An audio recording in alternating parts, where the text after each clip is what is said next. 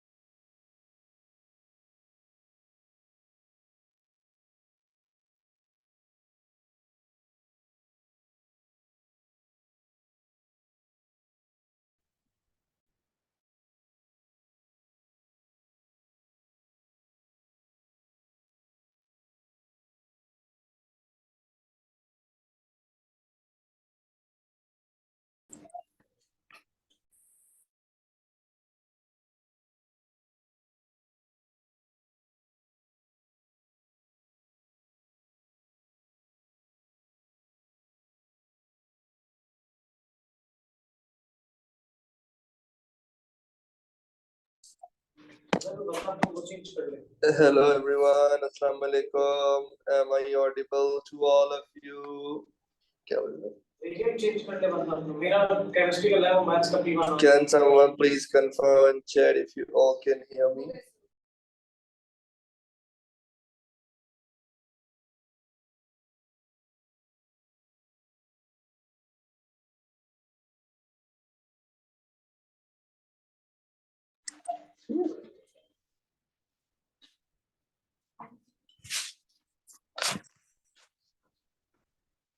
Oh.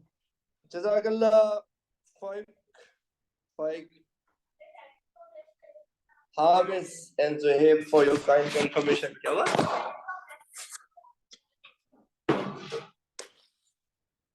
And thank you everyone who made it to the class today.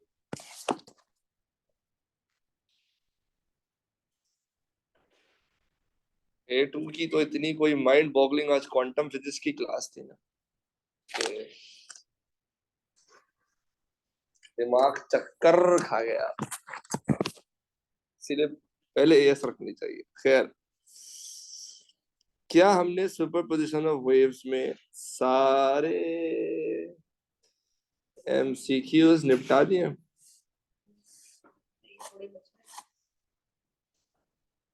क्या हमने सारे MCQs कर लिए थे? ये वाले भी कर लिए थे, ये भी कर लिया था।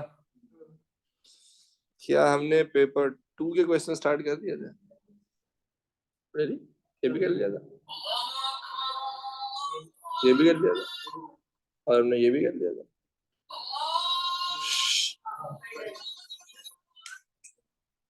कर लिया था।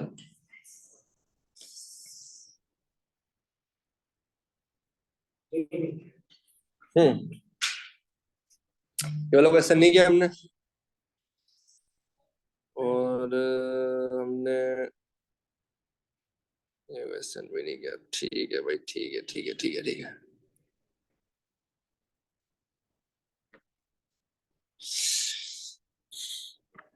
दो डिपर्स हैं D1 and D2 and they are used to produce identical waves on the surface of water as illustrated in figure 6.3.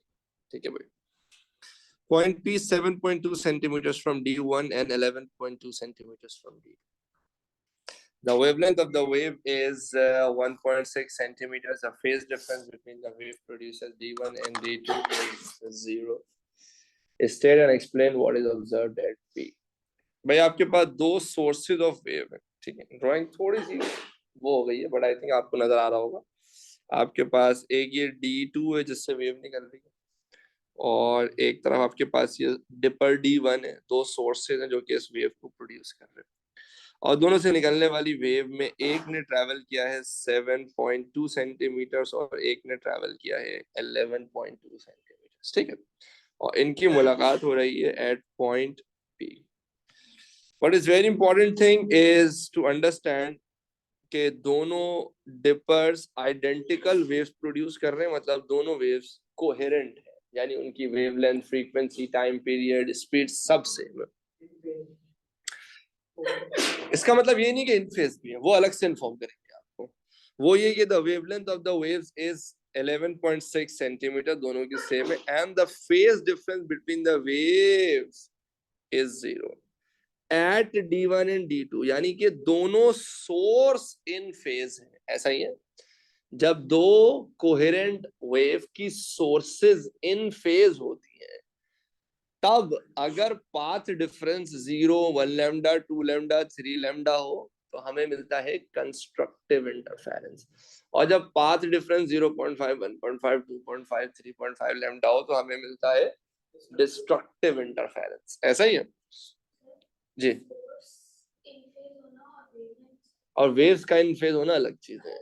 ठीक है, सोर्सेज का, जब दो सोर्सेज इन फेज हैं तो इसका मतलब ये नहीं कि इनसे निकलने वाली वेव्स भी इन फेज ही होंगी. इनसे यानी इनसे निकलने वाली वेव जब मिलेंगी तो वो भी इन फेज ही मिलेंगी. वो इन फेज भी मिल सकती है और वो 180 डिग्री आउट ऑफ फेज भी मिल सकती है. यानी उनसे निकलने वाली वेव्स का इंटरफेरेंस कंस्ट्रक्टिव भी हो सकता है और डिस्ट्रक्टिव भी हो सकता है. तो अभी हमें पता लगाना है कि है तो दोनों कोहेरेंट डायरेक्ट. ठीक है ना, कोहेरेंसी का फेज डिफरेंस से कोई लेना देना नहीं होता है, बस फेज डिफरेंस कांस्टेंट होना चाहिए तो कोहेरेंट है. ठीक है, तो एक ने ट्रैवल किया 11.2, एक ने ट्रैवल किया 7.2, तो पाथ डिफरेंस हो जाएगा. इन दोनों के डिस्टेंस को माइनस कर दें. Path difference is simply the difference of the distance travelled by the two waves. तो जब आप 11.2 में से 7.2 माइनस करेंगे तो आपको मिल जाएगा 4 सेंटीमीटर. अब अगेन आपने सेंटीमीटर्स में नहीं देखना है, होल नंबर है या डेसिमल्स में, आपने क्या देखना है इन टर्म्स ऑफ लैम्डा. तो अब यहाँ पे एक बड़ी इंपॉर्टेंट इंफॉर्मेशन है क्वेश्चन में जो आपको दी हुई है, विच इज के जी आपकी जो वेव लेंथ है वो है 1.6 सेंटीमीटर. तो जब आप पाथ डिफरेंस को डिवाइड करेंगे विद द वेवलेंथ तो आपको मिल जाएगा now your path difference in lambda which is 2.5 lambda. जब सोर्सेज इन फेज हो और पाथ डिफरेंस 0.5, 1.5, 2.5, 3.5 लैम्डा हो तो हमें मिलेगा डिस्ट्रक्टिव इंटरफेरेंस. इसका मतलब पॉइंट पी पर होगा डिस्ट्रक्टिव इंटरफेरेंस. लेकिन एक चीज समझ लें, उसने कहा है what is observed eight P. Point P पर ऑब्जर्व क्या होगा, तो डिस्ट्रक्टिव इंटरफेरेंस होगा. डिस्ट्रक्टिव इंटरफेरेंस अगर लाइट में हो तो ऑब्जर्व होती है डार्कनेस. अगर साउंड में डिस्ट्रक्टिव इंटरफेरेंस हो तो ऑब्जर्व होती है quietness.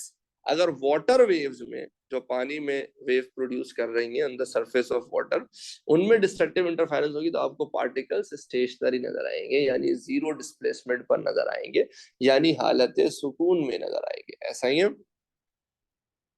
So the particles will be static or stationary at its mean position as path difference is 2.5 lambda.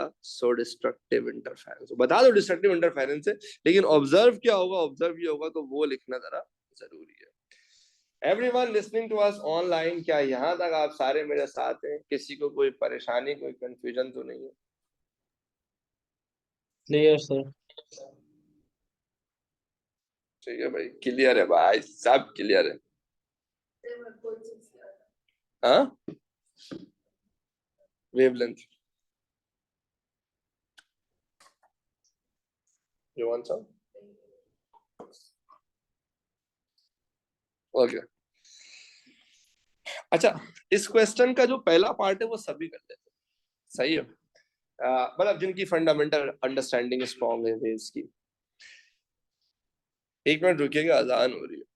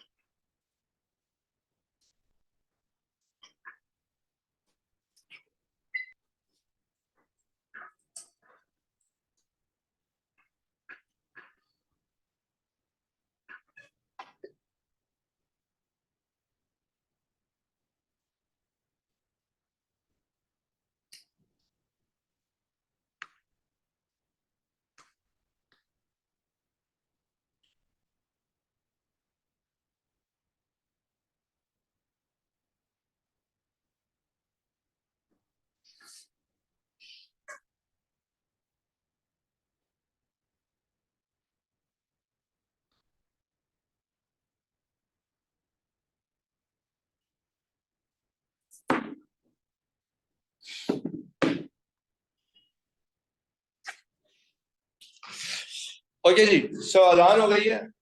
तो इसका जो पहला पार्ट था ना वो तो चिल था, बहुत आसान पार्ट था। लाइक आसान इन सेंस कि लाइक अगर you you understand the fundamental concepts, I don't think आपको इतनी प्रॉब्लम होगी इस पहले पार्ट को सॉल्व करने में, सही है। अच्छा आगे बढ़ते हैं। अब क्या हुआ है, अब अच्छा इसके बाकी पार्ट भी इतने मुश्किल नहीं है, बट बहुत से लोग सवाल समझ नहीं पाते हैं कि वो कह रहा है state and explain the effect on the answers to C part one, जो भी आपने पीछे सॉल्व किया है। आपका आंसर डिफरेंट हो सकता है, या क्या डिफरेंट होगा आपके आंसर में अगर apparatus is changed so that separately, इस सेपरेटली का मतलब ये है कि ये दोनों चीजें एक साथ नहीं हो रही, या तो ये हो रहा है या तो ये हो रहा है। समझ रहे हो आप मेरी बात? तो जब आप इस पार्ट को सॉल्व कर ले तो फिर आप इस पार्ट के बारे में भूल जाइएगा, फिर आप इस आंसर को देखिएगा और फिर आप इस पार्ट के बारे में सोचिएगा। समझ रहे हो आप? यानी अभी आपने ये आंसर दिया एक पर्टिकुलर सिचुएशन में ना, अब सिचुएशन चेंज हो गई, ये हो गई है, तो आप अपना आंसर करें, फिर आप इस पार्ट को भूल जाएं, फिर आप दोबारा इस आंसर को रीड करें और फिर आप इस सिचुएशन को विजुअलाइज करें। समझ रहे हो आप मेरी बात? तो आप लाइक प्रॉब्लम ये होती है कि बच्चे ना लाइक इस सेपरेटली का मतलब नहीं समझ पाते और दिमाग खराब हो जाता है फिर बेचारों का, सही है। ठीक है हाँ। अब phase difference between the waves at D1 and D2 इज 180 degree. Phase difference at D1 and D2 का क्या मतलब है? ये सोर्स है ना, यानी अगर आपने at the source he waves को आउट ऑफ फेज कर दिया है, इसका मतलब sources out of phase oscillate कर रही है। अगर source produce he 180 degree out of phase हो रही है, इसका मतलब आपकी सोर्सेज क्या हो गई है, 180 डिग्री आउट ऑफ फेज हो गई है ना। जब 180 डिग्री आउट ऑफ फेज होंगे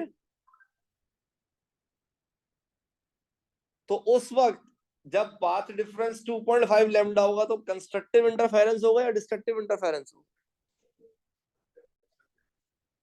2.5 लैम्डा पे क्या होगा? अब कंस्ट्रक्टिव होगा ना। देखो जब सोर्सेज इन फेज थे और जब सोर्सेज इन फेज थे 2.5 लैम्डा पे क्या हो रहा था, डिस्ट्रक्टिव इंटरफेरेंस। अब जब sources he 180 degree out of phase होगा तो रूल्स उल्टे हो जाएंगे ना। 2.5 लैम्डा पे क्या होगा, कंस्ट्रक्टिव इंटरफेरेंस, यानी पार्टिकल हाई एम्पलीट्यूड के साथ ऑसिलेट करना शुरू हो जाएगा। तो there will be constructive interference of particles will oscillate, यानी पार्टिकल एट दैट पॉइंट वो ऑसिलेट करना शुरू हो जाएंगे हाई एम्पलीट्यूड के साथ as phase difference between the two waves meeting is zero. यानी अब जो दो वेव्स मिलेंगी ना वो इन फेज मिलेंगी। हाँ मतलब आपने सोर्सेस को ही 180 डिग्री आउट ऑफ फेज कर तो तो रूल उल्टा हो जाएगा। जहां पे डिस्ट्रक्टिव इंटरफेरेंस होना था वहां पे क्या होना शुरू हो जाएगा, कंस्ट्रक्टिव इंटरफेरेंस हो जाएगा। क्या ये वाला पार्ट सबको समझ आता है?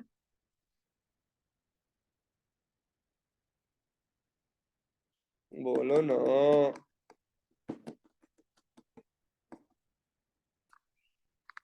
May I please get acknowledgement for everyone listening to us online?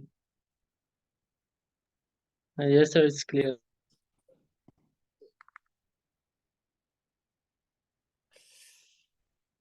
Next is the intensity of the two waves. यानी अब वही सिचुएशन है, यानी डिस्ट्रक्टिव इंटरफेरेंस हो रहा है, ये नॉर्मल से जो आपने पहला आंसर किया था। अब हो रहा है ये कि intensity of the wave from D1 is less than the intensity of the wave from D2। हमने क्या देखा था, अगर दो तरफ से आने वाली वेव में एक की इंटेंसिटी ज्यादा हो और एक की इंटेंसिटी कम हो, यानी एम्पलीट्यूड डिफरेंट हो जाए, तो जहां पर कंस्ट्रक्टिव इंटरफेरेंस होगा लाइक वो भी इंपैक्ट करेगा और जो डिस्ट्रक्टिव इंटरफेरेंस है वो भी इंपैक्ट करेगा। अच्छा आपके पास हो रहा था डिस्ट्रक्टिव इंटरफेरेंस, तो अगर दोनों का एम्पलीट्यूड सेम होता है तो डिस्ट्रक्टिव इंटरफेरेंस में आपको क्या मिलती है, जीरो रिजल्टेंट वेव मिलती है। बट अगर एक का एम्पलीट्यूड ज्यादा एक का एम्पलीट्यूड कम है, एक की इंटेंसिटी ज्यादा एक की इंटेंसिटी कम है, तो इवन कि जब वो 180 डिग्री आउट ऑफ फेज मिलेंगे, जो कि यहाँ पर आपने बताया कि उनका डिस्ट्रक्टिव इंटरफेरेंस हो रहा है, स्टिल उनके पार्टिकल के पास कुछ ना कुछ नेट डिस्प्लेसमेंट आ रही होगी। इसका मतलब इनकी मुलाकात, देखो ये दो वेव्स है ना, इंटेंसिटी क्या हो गई, एक की कम है एक की ज्यादा है, तो इनका जो रिजल्टेंट होगा वो कुछ ना कुछ तो आ रहा होगा ना। तो डिस्पाइट की डिस्ट्रक्टिव इंटरफेरेंस हो रहा है, द पार्टिकल स्टिल ऑसिलेट्स, कुछ ना कुछ उनको लाइक वाइब्रेशन रहेगी, कुछ ना कुछ उनके पास एनर्जी रहेगी to oscillates as displacement at that point due to both waves is no longer equal and opposite. ठीक है, कोई बहुत मुश्किल पार्ट तो नहीं था, ये सबको समझ आता है? यार कोई जवाब ही नहीं दे रहा, लगता सब ऑनलाइन होके सो गए। अब्दुलरहमान, एहसन, अली हसन, अलीशा, फाइक, हमदान, हामिद, हानिया, हानिया, हसन, नाफे, उमैमा, प्रज्वल, रोशनी, वासे, कसाई, फरंगी वाला। क्या है यार, जेब।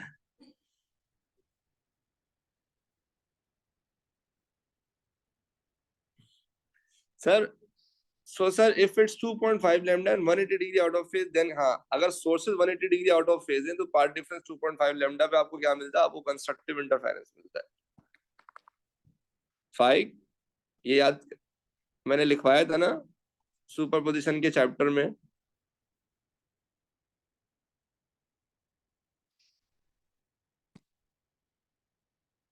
अगर sources he out of phase हो जाए तो n प्लस हाफ लैम्डा पे कंस्ट्रक्टिव इंटरफेरेंस हो जाएगी। अगर सोर्सेज इन फेज हैं तो फिर n लैम्डा पे कंस्ट्रक्टिव इंटरफेरेंस होगा।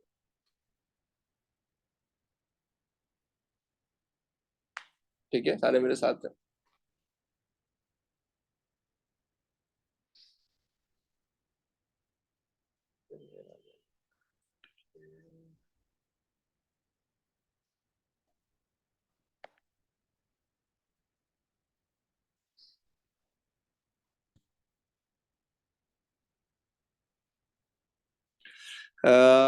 Five, do you want me to explain the last part as well?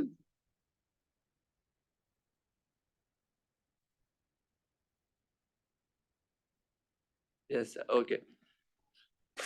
अच्छा, लास्ट पार्ट में ये हो रहा है, देखो जैसे मैंने पिछले क्वेश्चन में भी आपको एक चीज कराई थी कि भाई फॉर एग्जाम्पल अगर आपके पास, देखो इधर से देखो, फॉर एग्जाम्पल अगर आपके पास दो वेव्स हैं, इधर देखना, जिनका इंटेंसिटी, देखो इंटेंसिटी और एम्पलीट्यूड प्रोपोर्शनल है ना, इसका मतलब होगा दो वेव्स की का एम्पलीट्यूड सेम है, का इंटेंसिटी सेम है, तो आई वुड अज्यूम कि उनका एम्पलीट्यूड भी सेम होगा। तो अगर दोनों का एम्पलीट्यूड सेम होता है तो कंस्ट्रक्टिव इंटरफेरेंस लेट से इस तरह से होगा, और डिस्ट्रक्टिव इंटरफेरेंस में आपको क्या मिलेगा? जीरो मिलेगा। सही है। बट अगर आपके पास एक वेव का एम्पलीट्यूड कम कर दो आप और दूसरे का वैसे ही रखो, सही है, यानी उनको डिफरेंट कर दो, इंटेंसिटीज को डिफरेंट करें, यानी एम्पलीट्यूड डिफरेंट करें, तब भी कंस्ट्रक्टिव इंटरफेरेंस होगा। सिमिलरली अगर इनका एम्पलीट्यूड डिफरेंट है और ये 180 डिग्री इस पे मिल रहे हैं, तो इनका जो डिस्ट्रक्टिव इंटरफेरेंस होगा ना, उसका रिजल्ट बिल्कुल जीरो नहीं आएगा। मुझे आप खुद बताएं क्या इस इंटरफेरेंस का रिजल्ट जीरो होगा? हाँ, बट ये जीरो रिजल्ट तो नहीं देगा ना, यानी हर पॉइंट पे डिस्प्लेसमेंट जीरो तो नहीं हो जाएगा ना, रादर आपको प्रॉपर नेट डिस्प्लेसमेंट मिलेगा। जो ब्राउन वाली वेव बनाई है ना, ये रिजल्टेंट है इन दो वेव्स का। तो पहले जब बिल्कुल दोनों का इंटेंसिटी सेम था तो आपको एकदम पार्टिकल स्टेशनरी नजर आ रहे थे, क्योंकि क्योंकि डिस्प्लेसमेंट क्या था? जीरो था, डिस्प्लेसमेंट जीरो था उस पॉइंट पर। बट अगर एक की इंटेंसिटी ज्यादा है, एक की इंटेंसिटी कम है, तो जब डिस्ट्रक्टिव इंटरफेरेंस होगा, जब दो पार्टिकल्स मिलेंगे, उस वक्त स्टिल आप देखेंगे कि जो पार्टिकल, यानी जिस पॉइंट पर आप हैं उस पॉइंट पे हल्की सी ऑसिलेशन आपको फिर भी नजर आएगी, समझ लो, डिस्पाइट के 180 डिग्री आउट ऑफ फेज में देखें, क्योंकि एक का एम्पलीट्यूड ज्यादा है, एक का एम्पलीट्यूड कम है। तो यही चीज मैंने यहाँ पे समझाने की कोशिश की है कि हाँ भाई 2.5 लेमडा था, डिस्ट्रक्टिव इंटरफेरेंस था, हमने बोला था पार्टिकल का डिस्प्लेसमेंट भी जीरो होगा, लेकिन अगर एक की इंटेंसिटी दूसरे के मुकाबले में आप कम कर दोगे, तो डिस्पाइट के डिस्ट्रक्टिव इंटरफेरेंस हो रहा है, but still the particle will have some oscillation, क्योंकि पार्टिकल्स के पास नेट कुछ ना कुछ डिस्प्लेसमेंट अभी भी 180 डिग्री आउट ऑफ फेज होने के बावजूद भी नेट डिस्प्लेसमेंट आपको जीरो नहीं मिलेगी। समझ रहे हो आप मेरी बात? फाइक समझ आया बेटा आपको? क्लियर ना?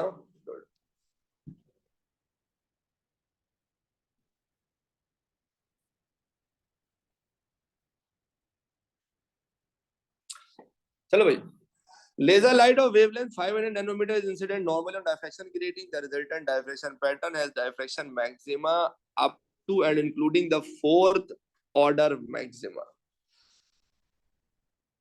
Calculate for the diffraction creating the minimum possible line spacing.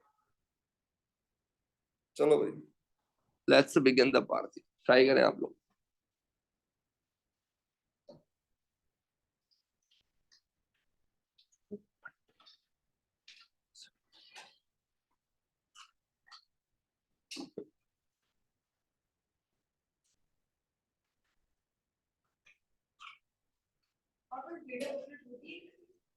हाँ हाँ, तो इसमें भी होती है, तो सिर्फ पेपर 3 में डाटा बुक लेते हैं, आई थिंक पेपर 5 में भी नहीं देते हैं, बिकॉज जरूरत नहीं।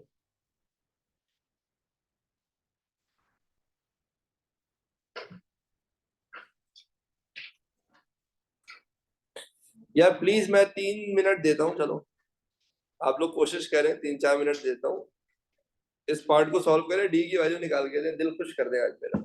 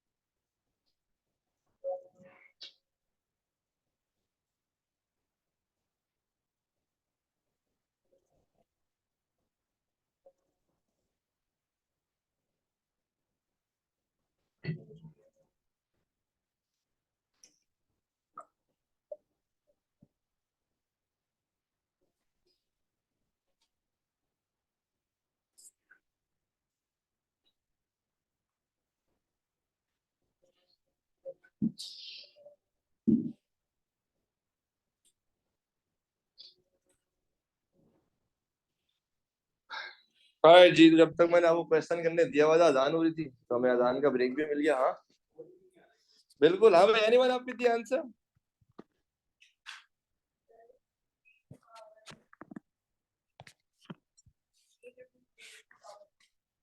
8 एक्सपोनेंट -3 एक आंसर हमारे पास आया है। चले जी, लेकिन इस क्वेश्चन को पहले समझते हैं। हमारे पास ना देखिए वेवलेंथ दी हुई है 500 नैनोमीटर, ठीक है।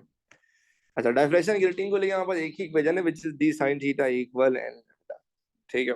अच्छा, आपके पास मैक्सिमा जो है ना वो फोर्थ ऑर्डर मैक्सिमा तक आपके पास गया हुआ है, ठीक है। अच्छा भाई, एन की वैल्यू आप 4 ले लें। अच्छा, यहाँ पे आप थीटा की वैल्यू लोगे 90।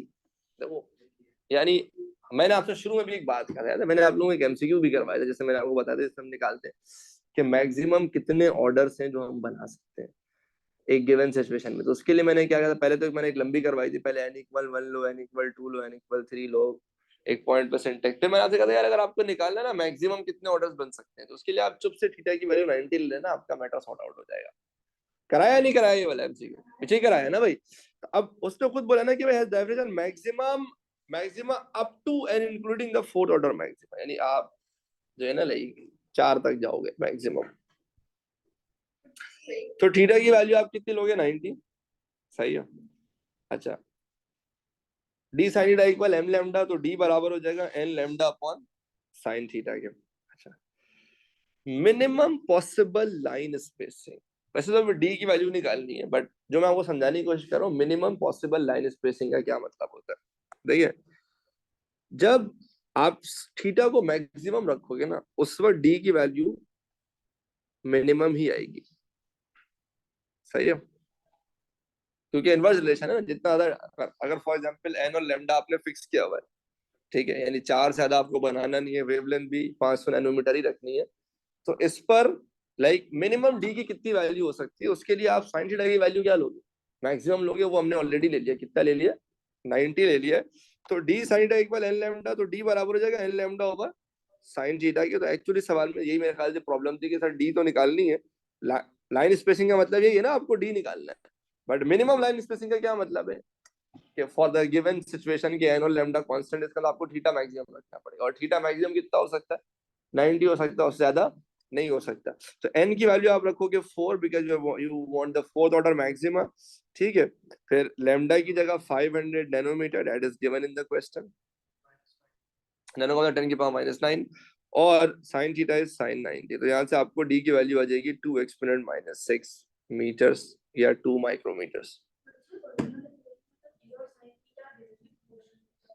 नहीं, जब दो चीजें मल्टीप्लाई होती है तो इनवर्सली प्रोपोर्शनल होती है।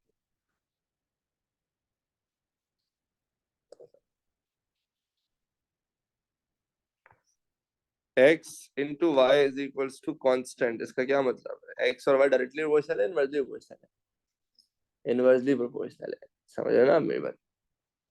सर मैंने सर उसमें n और लैम्डा का निकाला तो सेम ही आंसर क्या मैंने निकाला, लेकिन सेम आंसर आ रहा है। तुमने असल में, क्योंकि साइन 91 होता है ना, तुमने वो लिखा ही नहीं, तो 1 ही होता है। साइन 90 की वैल्यू 1 होती है। बट बेटा ये पेपर 2 का क्वेश्चन है, इसमें वर्किंग के मार्क्स होते हैं, समझ रहे हो मेरी बात? अच्छा, क्या सारे क्लियर है यहाँ तक? Everyone listening to us online, but थोड़ी सी तुम लोग का रिस्पांस कम आ रहा है यार, देखते हैं क्या चक्कर है, ठीक है। टीवी तो नहीं तुम लोगों की, Yes, ये sir, 5वीं clear. क्लास क्यों रख ली इसने हफ्ते में? अब देखो इसको हम जवाब ही नहीं देंगे, खुद ही पढ़ेगा खुद ही पढ़ाएगा ये, सही है। अच्छा, the light in B is now replaced with red light. अब हमने क्या किया भाई, हमने ना इसको लाइक लाइट इन बी को रिप्लेस कर दिया विद रेड लाइट। तो state and explain whether this is likely to result in the formation of a fifth order diffraction maximum। तो अब क्या यहाँ पे फिफ्थ बन सकता है? नहीं, पहले तो एक चीज समझो, पहले आपके पास थी ना 500 नैनोमीटर। अब यहाँ पे मैंने आपसे क्या कहा था कि विजिबल की वेवलेंथ आपको याद रखना बहुत जरूरी है, सही है। विजिबल की वेवलेंथ होती है 400 नैनोमीटर से 700 nanometre, where the largest wavelength is red which is 700 nanometre, और जो वायलेट इंडिगो ब्लू है, वायलेट 400 से स्टार्ट होती है, तो ये तकरीबन ना 500 पे, यानी कि आप नियरली ब्लू पे हो गया आप, सही है, और आप सीधा 700 पे जा रहे हो, तो आप वेवलेंथ को बढ़ा रहे हो, ठीक है।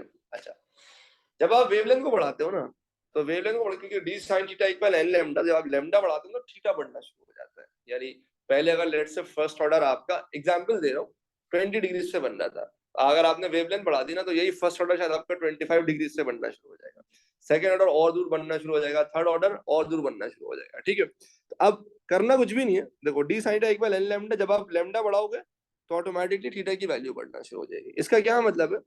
इसका मतलब ये है कि भाई देखो, लाइक फॉर एग्जांपल, जब आपके पास ब्लू लाइट थी ना, ये डायफ्रैक्शन की रेटिंग से जा रहे थे आप, ठीक है ना, लेट से जब आप 500 नैनोमीटर की लाइट मार रहे थे, तो एक पर आपके पास मैक्सिमम 4 बन रहे थे, और चौथा भी लेट से हमने अज्यूम किया था 90 डिग्री पे जाके बन रहा है, ठीक है ना, सबसे आखिरी पे। अच्छा, अब आप क्या कर रहे हो? अब आप रेड लाइट लेकर आ रहे हो। क्या लेकर आ रहे हो? रेड लेकर आ रहे हो। रेड का मतलब आपने वेवलेंथ बढ़ा दिया। वेवलेंथ बढ़ने का मतलब ये कि थीटा बढ़ जाएगा। थीटा बढ़ने का मतलब ये है कि पहले फर्स्ट ऑर्डर जहां पे बन रहा था, अब इसमें भी फर्स्ट ऑर्डर बनेगा, बट उससे और ज्यादा एंगल पे बनेगा, ठीक है। तो आपने लैम्डा बढ़ाया, थीटा बढ़ाया, मतलब अच्छा, सेंटर में तभी भी सेंटर में बनेगा, चाहे वो रेड हो, चाहे वो वायलेट हो, चाहे वो पर्पल हो, सबका रेड तो सेंटर पे तो सबका बनेगा, सही है। जो इसका पहला ऑर्डर है ना, वो और दूर बन जाएगा, सेकंड और दूर बन जाएगा, थर्ड और दूर बनेगा। तो चौथा, अगर आपका पहले वाले का एकदम 90 पे जाए, इसका मतलब यहाँ तो चौथा भी बनने के चांसेस नहीं है। समझ रहे हो आप मेरी बात? तो इनकी ख्वाहिशात क्या है? इनका सवाल ये है कि whether this is likely to result in the formation of a fifth order. अबे क्या हो गया, चौथा नहीं बन पा रहा, पांचवा होगा, समझ रहे हो? समझ रहे हो आप मेरी बात? कि वो बच्चा जिसका इकरा में एडमिशन नहीं हो रहा है, वो पूछ रहा है हार्वर्ड में हो जाएगा मेरा एडमिशन, ठीक है। No personal attacks. तो वेवलेंथ बढ़ाने से थीटा बढ़ गया, थीटा बढ़ने से अब तो और दूर दूर बनना शुरू हो जाएंगे। तो आपने ऑलरेडी ये निकाला था कि मैक्सिमम चौथा जाके बन रहा था, तो each order is now at a greater angle, so fourth order will be formed at even greater angle। तो अभी तो लाइक चौथे के लाले पड़े हुए, क्योंकि चौथा आपने 90 पे खींचा हुआ था, वो तो और पीछे चला जाएगा, तो चौथा नहीं बनेगा। फिफ्थ ऑर्डर के बनने की कोई उम्मीद नहीं है। समझ रहे हो आप मेरी बात? तो ये मुझे एक डिफरेंट क्वेश्चन, अच्छा क्वेश्चन लगा था, इसलिए मैंने इसको डाल दिया, वरना यूजली बच्चे परेशान होते हैं इस तरह की क्वेश्चंस में। Are you all good till now?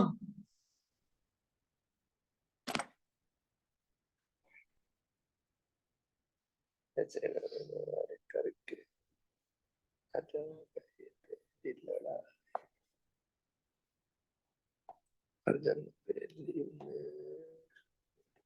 चलो डबल स्लिट करते हैं। A double slit interference experiment is set up using coherent red light as illustrated in figure 5.1. तो भाई रेड लाइट आई है, ये आपका लाइन स्पेसिंग, वो लाइन स्पेसिंग कह रहे हैं, स्लिट के बीच का डिस्टेंस। इसको कोई बताएगा व्हाट इज दिस सिंबॉलिकली? पहले तो बताओ इसकी इक्वेशन क्या होती है, जल्दी से बताओ। डबल स्लिट की इक्वेशन क्या होती है? Lambda is equals to ax upon D. सबको याद आ रहा है? Lambda is equals to ax upon D. ठीक है, तो मेरे ख्याल से मुझे यहाँ पे a तो नजर आ गया, ठीक है, और मुझे लाइक वो भी नजर आ गया है, कैपिटल डी भी नजर आ गया है, ठीक है। अच्छा, separation is the distance from the slit to the screen from the double slit is 2.4 meters. A series of light and dark fringes is observed on the screen. ठीक है ना, पता है भाई, सबको पता है। State what is meant by coherent light. Constant phase difference. Two lights wave with a constant phase. मैं आपसे पहले कहा था, 3 magical words will always earn you 1 mark in A-level exam, which is constant phase.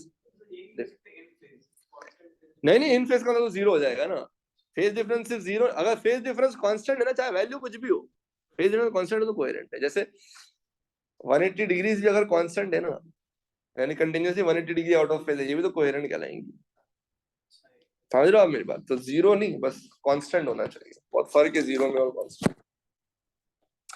अच्छा, अब ये कह रहा है estimate the separation of the dark, मतलब x की वैल्यू निकालो। सेपरेशन ऑफ द, देखो x का मतलब होता है distance between 2 consecutive bright fringes या 2 कंसेक्यूटिव डार्क फ्रिंजेस।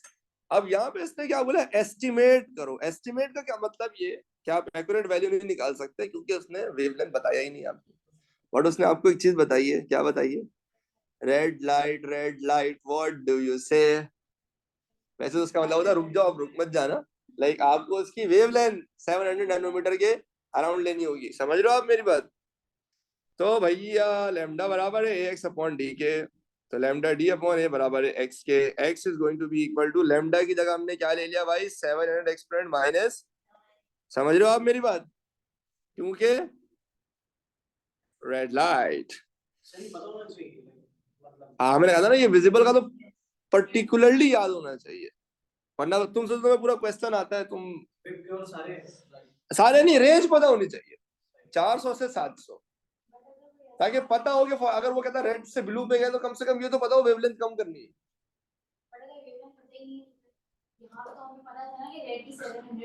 एस्टिमेट इसलिए तो बोला, अगर कोई 700 की जगह फॉर एग्जांपल 650 भी ले लेता ना एग्जामिनर, उसके मार्क्स दे देगा। समझ लो। बट अगर कोई 700 नैनोमीटर की जगह 20 माइक्रोमीटर ले लेगा तो नहीं मिलेगा ना उसका। हाँ, और मतलब तुम्हें पता, ये पता होना चाहिए कम करना ज्यादा करना है। समझ लो, किसके क्लोज हो, इसलिए मैंने कहा एक्सट्रीम पता होना चाहिए। कैपिटल डी इज 2.4 भैया, और सेपरेशन इज 0.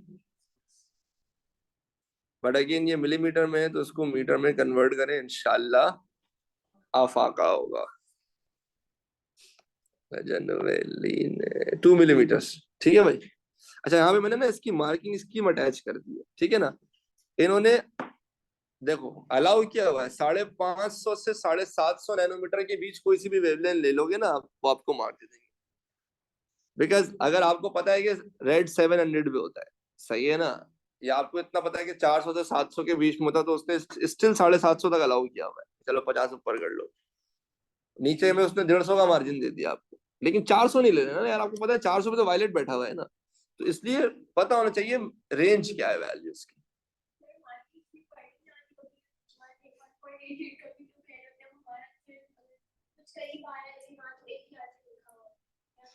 नहीं, तो यहाँ पर तो उसने बोल दिया ना, जाहिर सी बात है आपका तो 2 आ रहा है ना, इसलिए क्योंकि आपने 700 यूज किया। अब जैसे उसने 650 यूज किया, उसने बीच की बिल्कुल वैल्यू यूज कर ली। बट अगर जाहिर सी बात है आप 700 यूज करोगे, आपको कुछ और है ये। भाई अगर ये रेंज सही है तो ऑटोमेटिकली इसकी रेंज डिफरेंट ही होगी ना, और वो यानी आप 750 पे निकाल लो लैम्डा और 550 पे निकाल लो, उसके बीच का ही आंसर एग्जामिनर एक्सेप्ट करेगा, उसके अलावा नहीं करेगा. Sir, do we have to memorize the values? No, you just need to remember the range through which the visible light, exists. So you should know violet. It starts from violet, which is 400 nanometer, and ends at red, which is nearly 700 nanometer. So you should know when you're going from VIBGYOR violet to red, you should increase the wavelength from 400 to 700. If you're near red, you should be around 700. If you're near violet or blue, you should be around 400, 450, something like this. Make sense? Yes. I mentioned that in the chapter when I was teaching you all the fundamentals of waves, where I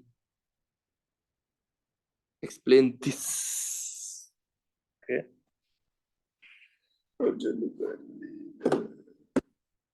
ठीक है भाई, बोलो ना, clear है?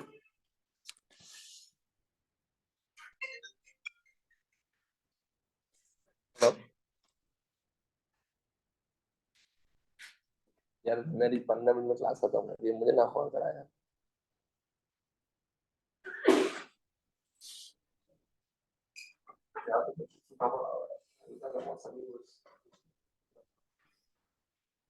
हाँ ना.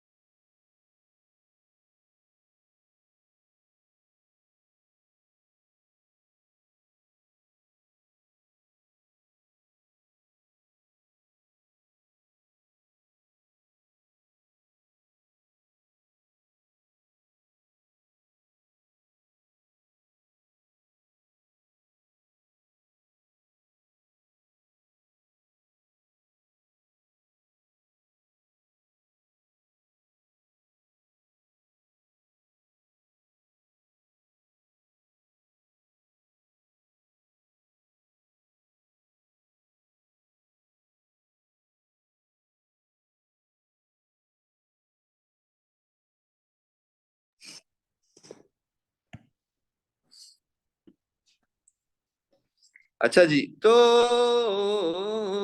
ये question हो गया. Initially, the light passing through each slit has the same intensity and general bias, but one of the slit is reduced. फिर क्या होगा भाई, जाहिर सी बात है. आई थिंक हम इसको पहले भी डिस्कस कर चुके हैं कि डार्क फ्रिंज थोड़ी सी ब्राइट हो जाएगी, ब्राइट फ्रिंज थोड़ी सी लेस ब्राइट हो जाएगी. I think this is the part we have discussed in the previous class, so I'll not be spending time here. Zalima, this is a good question. अब तुम लोग को दूंगा, तुम लोग फिर 10 मिनट लगा दोगे, सॉल्व कर दूं मैं? Or you guys want to solve this? Guys, जल्दी बताओ. You guys want to solve this or should I explain this? ये नहीं हो कि 3 मिनट में बिला वजह वेट करूं फिर तुमने बोला अभी ये खुद ही सॉल्व करेगा. चलो भाई, फाइक भाई ने 2 मिनट मांगे. ओके गाइस, लाइन स्पेसिंग निकालनी है. You guys got 2 minutes. Get set, go. अरे चलो.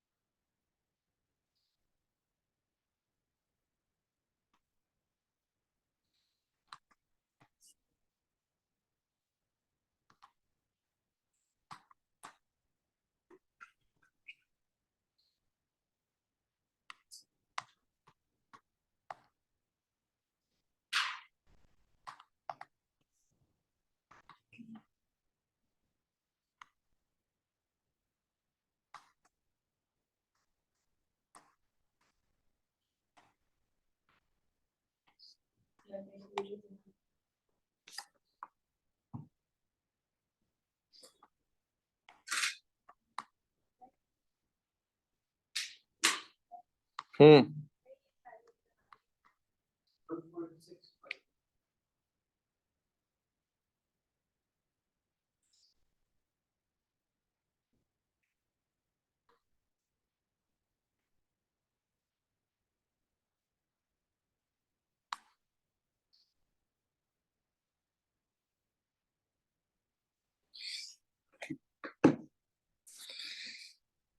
1.65. किसको चार्ज पे लगा है? अच्छा ऐसी को चार्ज पे आपको अपना मानना है। क्या फैसला हुआ? 1.65 मैं बताता हूँ। देखो इस तरह का हमने एक एमसीक्यू किया था जिसमें, तो इसको थोड़ा सा मैं जूम इन करके आपको दिखाता हूँ। भाई जो बिल्कुल बीच वाला ये कौन सा है? Zero order. ये क्या है? First order. और ये क्या है?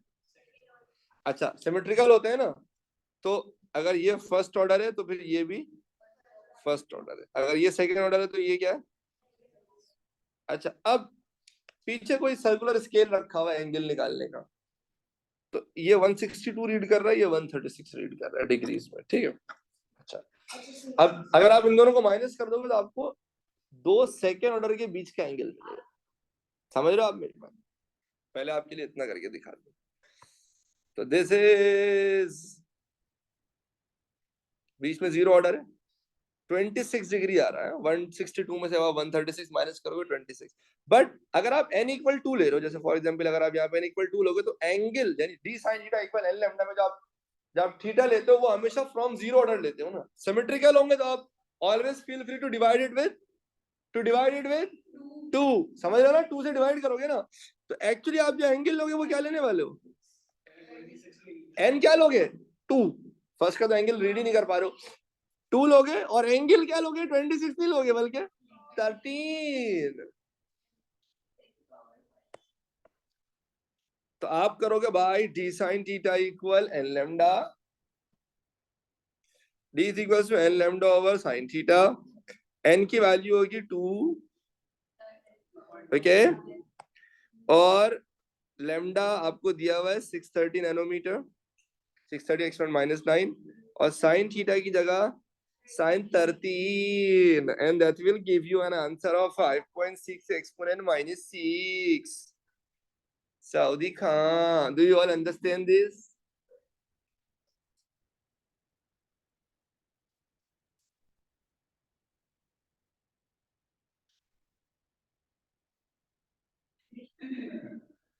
These Thai accents are beautiful, like they will stretch everything.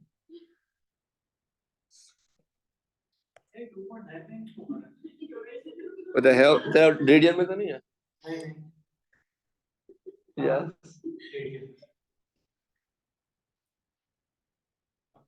हाँ भाई, किसी का आंसर नहीं आ रहा है कैलकुलेटर में पुट करके, उसका शायद कैलकुलेटर रेडियंस में होगा, डिग्रीज में नहीं होगा। अच्छा बच्चे मुझसे एक सवाल पूछते हैं, सर वो कैलकुलेटर डिग्री में रखना है और रेडियन में रखना है। मैंने कहा ओ भाई, अगर एंगल डिग्री में तो कैलकुलेटर डिग्री में रखो, एंगल रेडियन में तो कैलकुलेटर रेडियन में रखो। ये कोई पूछने वाला सवाल है? समझ रहे हो आप मेरी बात? एएस में तो हाँ, A2 में आता है ये मसला। A2 में बहुत जगह पर रेडियंस में एंगल दिया हुआ होता है ना, या कन्वर्ट करना होता है। एएस में तो इतना मसला नहीं है। अच्छा भाई, ये तो स्टेशनरी वेव के क्वेश्चन है, ये तो हमने पढ़े ही नहीं है अभी तक। आई थिंक हाँ, बस 8-9 मिनट है, एक सवाल तो हम लपेट ही सकते हैं। ठीक है भाई। यो हो इस सवाल में एक बड़ा इंपॉर्टेंट कॉन्सेप्ट है जो मैं रोक के रखता हूँ, जो मैं इस क्वेश्चन के बहाने कराता हूँ। A diffraction grating is used to determine the wavelength of light. हमें पता है d sin theta equal n lambda, लगाओ भाई, जल्दी जल्दी लपेटो। सही है। Describe the direction of light at a diffraction grating. Diffraction क्या, उसको आप डिस्क्राइब कर दो। वो लिख देते हैं भाई, waves arriving at each slit are spread, हजारों स्लिट होती है और हर स्लिट से आने वाली वेव क्या होती है?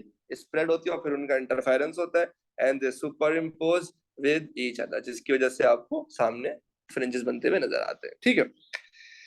By reference to interference, explain zero order maximum. Zero order क्या होता है? सेंटर पे बिल्कुल जीरो। वो कैसे होता है? सारी वेव जो स्लिट से आ रही होती है, बाय रेफरेंस टू इंटरफेरेंस, सारी वेव इन फेज मिलती हैं और लाइक क्या कहते हैं, पाथ डिफरेंस सबका 0 होता है, सेंटर पे सारे एक साथ आ रहे होते हैं।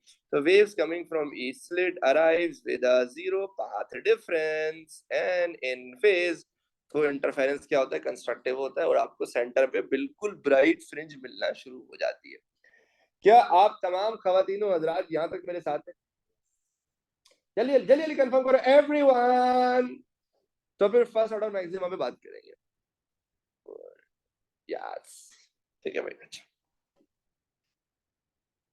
तो ये रही आपकी स्लिट, और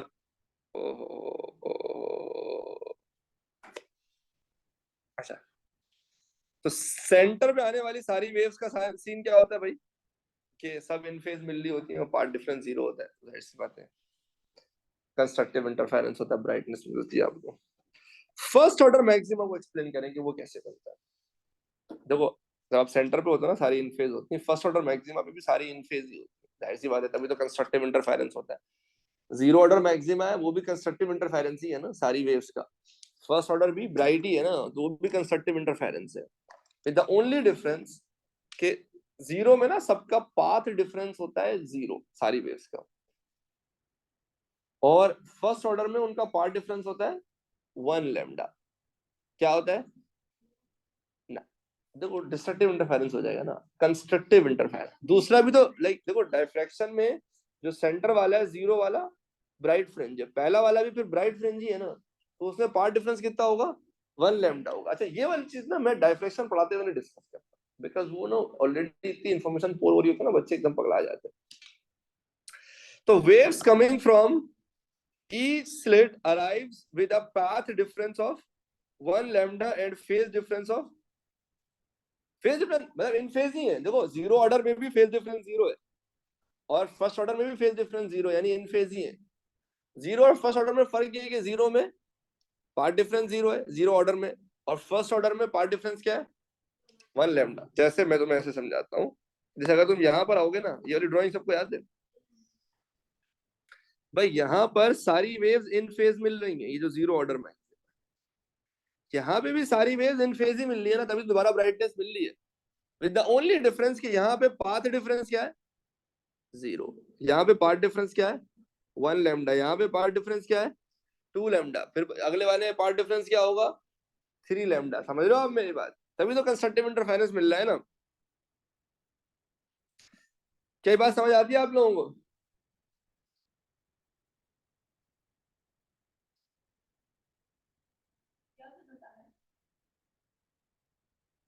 या तुम लोगों को मुझसे एक सवाल पूछना चाहिए? चलो नहीं पूछ रहा हूँ, खुद बता दूं कैसे होता है पार्ट डिफरेंस 1 लैम्डा। थोड़ा सा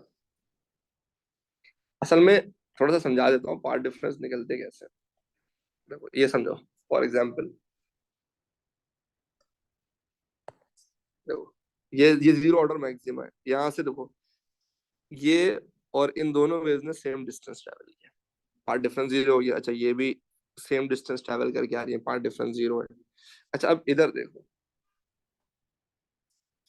तरीके का, मतलब पार्ट डिफरेंस एक्चुअली निकलता कैसे, थोड़ा सा एक्सप्लेन कर देता हूँ। देखो ये रही एक वेव, किसी भी दो वेव का पार्ट डिफरेंस निकालने का तरीका क्या होता है, ये रही एक वेव, थोड़ी सी ठीक कर देता हूँ, ठीक है ठीक है। चलो ये लेट से स्लिट ए या स्लिट बी है, सही है। ए और बी में ज्यादा डिस्टेंस किसने ट्रेवल किया, बी ने ट्रेवल किया है ना, ठीक है। अच्छा, इसका आसान तरीका पता है क्या होता है, आप कुछ नहीं करें, आप एक परपेंडिकुलर गिराएं यहाँ से, सही। ये और ये डिस्टेंस तो बराबर है, ये वो एक्स्ट्रा डिस्टेंस है,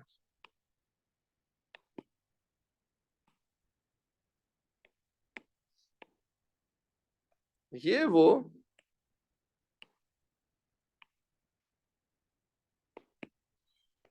एक्स्ट्रा डिस्टेंस है जो बी ने ट्रेवल किया। This is called path difference. ये असल में ना लेमडा के बराबर होता है। किसके बराबर होता है, लेमडा के बराबर होता है, समझ लो। तो जिसके साथ आपको क्या मिलना शुरू हो जाता है, आपको फर्स्ट ऑर्डर मैक्सिमम मिल, जब 1 लेमडा के बराबर होता है ना, तब आपको फर्स्ट ऑर्डर मैक्सिमम मिलता है। जब यही डिस्टेंस किसके बराबर होना शुरू हो जाता है, 2 लैम्डा के बराबर, तो आपको क्या मिलना शुरू हो जाता है, सेकेंड ऑर्डर में एंगल। वो थोड़ा और आगे जाके होगा, समझ रहे हो आप मेरी बात, थर्ड और ज्यादा एंगल पे जाके बनेगा।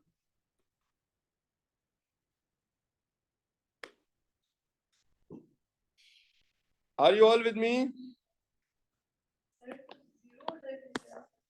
हाँ, जीरो पे तो सारे इन फेज है ना, कोई पार्ट डिफरेंस नहीं है ना, तभी तो जीरो है। सेंटर पे तो जैसे हजार, यहाँ पे हजारों स्लिट नहीं बनी हुई है, बट फॉर एग्जाम्पल जितना इससे डिस्टेंस ट्रेवल किया उतना ही पार्ट डिफरेंस जीरो हो गया ना, समझ लो। इस तरह हजारों स्लिट का ये ऊपर वाले ने जितना ट्रेवल किया उससे नीचे वाले ने भी उतना ट्रेवल किया, they all come in with a zero path difference. अच्छा एक मिनट, छुट्टी नहीं है, थोड़ा सा 3-4 मिनट वेट करो ताकि ये डिस्कशन कंप्लीट ही हो जाए ना भाई। एक मैंने आपको एमसीक्यू भी कराया था जिससे मैंने आपको समझाने की कोशिश की थी कि d sine theta equal N lambda के केस में कभी कभी एग्जामिनर को शौक होता है कि वो ग्राफ बना देता है। जैसे यहाँ पे उसने साइन थीटा का ग्राफ बनाया हुआ है विद वेवलेंथ, ठीक है, ये एक्स एक्सिस मिट गया था तो फिर मैं पेन से ही लिख देता हूँ, ठीक है। तो एक्स एक्सिस पे वेवलेंथ है आपके पास और वाई एक्सिस पे आपके पास क्या है, साइन थीटा की वैल्यूज है, ठीक है ना, वेवलेंथ भी नैनोमीटर्स में। अच्छा फिर क्या कह रहा है भाई, कह रहा है इस ग्राफ को यूज करके आप सबसे पहले तो इसका ग्रेडियंट निकाल दो। तो मेरे ख्याल से ग्रेडियंट निकालना तो कोई मसले की बात नहीं, आप कोई भी 2 पॉइंट पकड़ो, बेहतर है दोनों दूर वाले पॉइंट से पकड़ लो।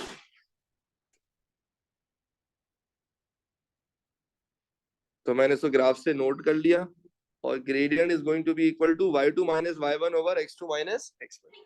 ये y2 कर लेते हैं, ये y1 कर लेते हैं, सही है। तो 0.44 माइनस 0.28, ये हो गया y2 माइनस y1, और x2 माइनस x1 में 550 माइनस 350। बट नैनोमीटर में ना तो ग्रेडियंट ऐसा यूनिट में चाहिए होगा, इसलिए 10 की पावर -9 से मल्टीप्लाई कर दूंगा, सही है। तो यहाँ से मुझे ग्रेडियंट की वैल्यू मिल जाएगी 8.8 एक्सपोनेंट 5, ठीक है ना। तो पहला पार्ट तो 2 मार्क का सिर्फ ग्रेडियंट निकलवाया है, क्या बात है, ठीक है। कह रहा अब एक काम करो, ग्रेडियंट को यूज करके स्लिट सेपरेशन यानी डी की वैल्यू निकाल दो, सही है। क्या करो, ग्रेडियंट को यूज करके डी की वैल्यू निकाल दो। आप बोलोगे ठीक है भाई, कोई टेंशन की बात, d sine theta equal n lambda, तो डी बराबर हो जाएगा n lambda over sine theta, समझ रहे हो आप मेरी बात।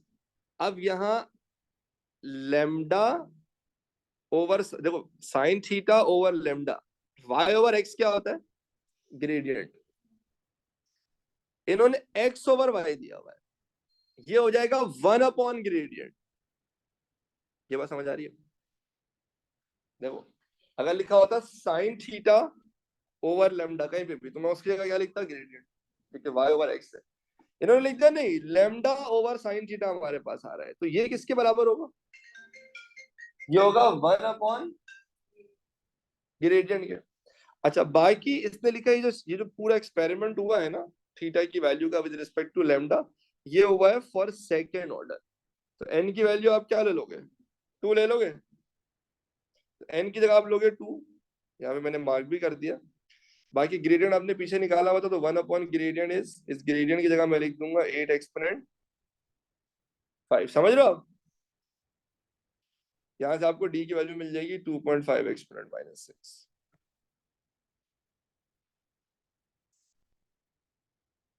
यहाँ तक आप सारे मेरे साथ हैं, are we all good till now, simple था। फिर कहता है काम करो, एक लाइन बनाओ इसी ग्राफ में और बताओ कि अगर यही एक्सपेरिमेंट सेकेंड ऑर्डर की जगह फर्स्ट ऑर्डर पे किया जाता तो वो ग्राफ कैसा बनता। अगर फॉर सेकेंड ऑर्डर ये ग्राफ बनना है, ये ग्राफ बनना है ना आपके पास, तो फॉर फर्स्ट ऑर्डर यही ग्राफ कैसे बनता, सही है। अब इसके लिए इक्वेशन देख लेते हैं, d sine theta equal n lambda, तो साइन थीटा अपॉन लेमडा बराबर है एन अपॉन डी के, ऐसा ही है। अच्छा तो मैंने एन अपॉन डी इसलिए साइन थीटा अपॉन लेमडा को एक तरफ इसलिए कर लिया कि ग्रेडियंट को एक तरफ बना लिया। तो अगर फॉर एग्जाम्पल एन की जो मेरा ग्रेडियंट है ना इस ग्राफ का which is y upon x which is sine theta upon lambda, इसका जो ग्रेडियंट है वो n पे डिपेंड कर रहा है, यानी अगर मैं n को बढ़ाऊंगा तो ग्रेडियंट बढ़ेगा, अगर मैं n को कम करूंगा तो ग्रेडियंट कम हो जाएगा। अब मैंने क्या किया, मैंने जो ये ग्राफ बना हुआ है ये सेकंड के लिए बना हुआ है। अब ये क्या कह रहा है, यहाँ पे काम करो कि फर्स्ट ऑर्डर के लिए, कि भाई फॉर फर्स्ट ऑर्डर के लिए यही ग्राफ कैसे होगा। तो अगर आप n को आधा कर रहे हो तो ग्रेडियंट भी आपको क्या करना पड़ेगा, आपको आधा करना पड़ेगा। समझ रहे हो आप मेरी बात? तो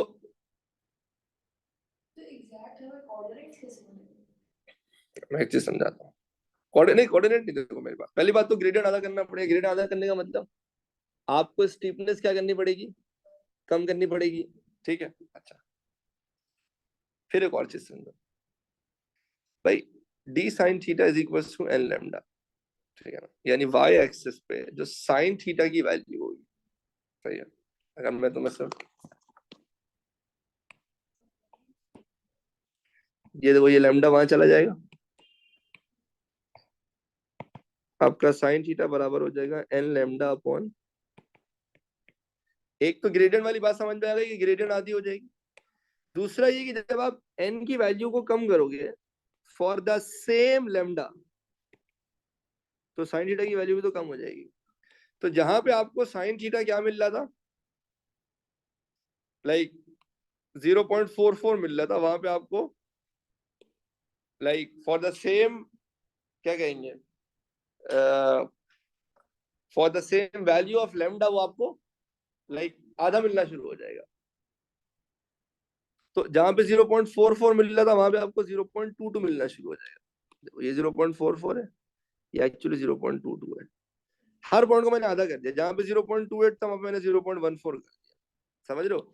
तो ग्रेडियंट भी कम करना है और वैल्यू भी कम करके दिखाना है, क्योंकि आप लाइक n को 2 की जगह क्या यूज कर रहे हो, n को 1 यूज कर रहे हो। क्या यहाँ तक आप तमाम खवातीनों हजरात मेरे साथ हैं? इस क्वेश्चन के बाद हमारा सुपर पोजिशन वाला पार्ट कंप्लीट हो जाता है, जिसमें अभी पूरा एक बड़ा चैप्टर बाकी है वेव्स में, वो है स्टेशनरी। उसमें भी सुपर पोजिशन ही हो रही होगी, बट लाइक मैं उसको अलग ही कैटेगराइज कर लेता हूँ, क्योंकि वो एक अलग डायनासोर है ना, तो उसको हम अलग से पढ़ेंगे। यानी उसको मैं समझता हूँ वेव्स के 3 चैप्टर्स हैं। एक फंडामेंटल्स कर लो, एक ये कर लो सुपर पोजिशन, जिसमें diffraction, grating, young double slit पढ़ा लो, और फिर आखिरी क्या आ जाओ, स्टेशनरी वेव, जो सबसे पापी है। मतलब मजा आ जाएगा आपको, पसंद ना आए पैसे वापस, वो तो चिल्ला देना करा दूंगा।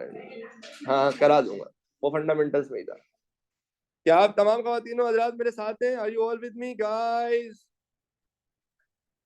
ओके, तो आप सब प्लीज 5 मिनट शुरू करते, सिवाय स्टेशनरी वेव के आपसे क्वेश्चन हो जाने चाहिए, ठीक है।